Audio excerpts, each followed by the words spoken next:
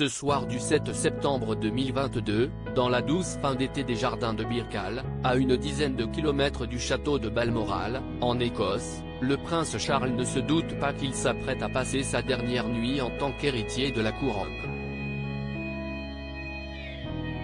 24 heures plus tard, à la seconde du décès de sa darling mama à 15h10, le roi Charles III est né, sous les yeux d'une génération qui n'avait jamais assisté à un événement si rare et grandiose. Entre les larmes péniblement réprimées, les messages de condoléances, l'odeur des fleurs parsemant l'entrée de Buckingham Palace, les ours en peluche et les sandwichs à la marmelade, le roi Charles III prend la mesure du contrat à durée indéterminée qu'il vient de signer, certes au moyen d'une plume rebelle, à l'âge où les Britanniques profitent de leur retraite.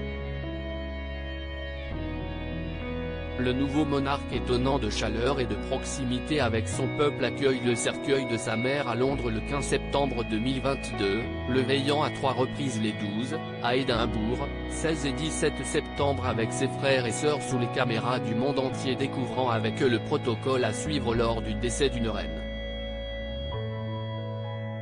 Le 19 septembre 2022, le roi accompagne sa mère jusqu'à sa dernière demeure, de l'abbaye de Westminster à la chapelle Saint-Georges à Windsor. Le peuple pleure sa reine bien-aimée et scande God Save the King, embrassant ainsi Charles III, parfois même au sens propre, ainsi que les autres membres de la famille royale. Rétro 2022, Charles III, revivez les temps forts de l'année du nouveau roi à l'année 2022 et la guerre avec Harry et Meghan tous? Pas tout à fait. Harry et Meghan que l'ironie ne semble pas vouloir épargner en leur imposant le décès d'Elisabeth II alors qu'ils n'avaient prévu de rester que quelques jours au Royaume-Uni, ont bien eu les faveurs du public pendant quelques heures, le 10 septembre 2022, lors d'une sortie à 4 avec William et Catherine, Kate Middleton. Mais les Britanniques comme Charles III, ont vite réalisé qu'ils ne tireraient rien d'autre du couple Sussex.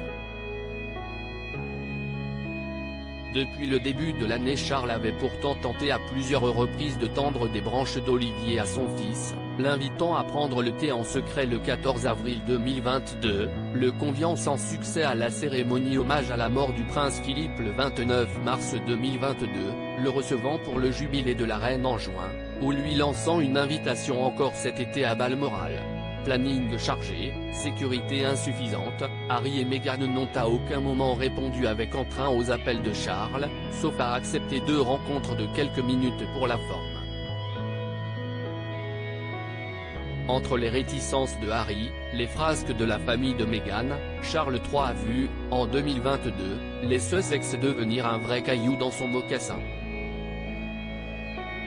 Subissant leurs coups les uns après les autres, entre le titre du livre du prince Harry, le suppléant, faisant référence à sa place dans la fratrie, et le documentaire Harry et Meghan sorti le 8 décembre, Charles ne peut désormais que se résigner à attendre que les Sussex arrivent à court de munitions pour entrevoir la lueur d'une réconciliation. Du jubilé à la consécration de Camilla, de doux moments pour Charles en 2022. L'année 2022 a tout de même apporté au futur roi quelques moments de bonheur.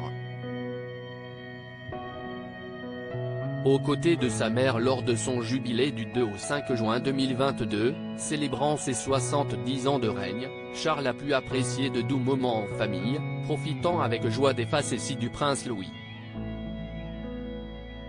Il a effectué plusieurs déplacements internationaux avec Camilla, comme au Canada au mois de mai ou en Irlande un peu plus tôt. Le roi aura également brisé le code du silence en prenant position sur l'Ukraine, ému par la situation des réfugiés qu'il a rencontrés en mars et avril 2022. Autre motif de satisfaction pour le nouveau roi, le statut de sa femme, Camilla. En février 2022, la reine annonce officiellement que Camilla sera reine consort lorsque son fils montera sur le trône. La reconnaissance d'une place officielle pour sa belle-fille, qui n'a jamais voulu se faire appeler la princesse de Galles par respect pour Diana, décédée en 1997. Lorsque la reine Elisabeth II meurt le 8 septembre 2022, Camilla passe donc de paria à reine consort, complice avec le roi Charles III, respectueuse de sa peine, réservée mais proche du peuple, elle séduit les Britanniques qui l'adoptent sans difficulté.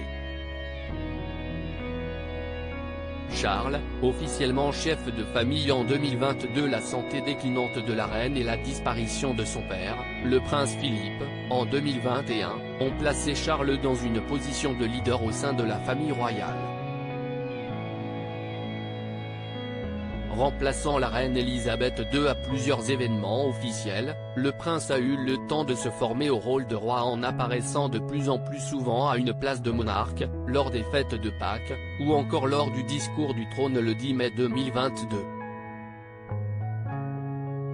Le roi Charles III a également dû gérer les révélations du montant de l'accord entre son frère le prince Andrew, et celle qu'il accusait d'agression sexuelle.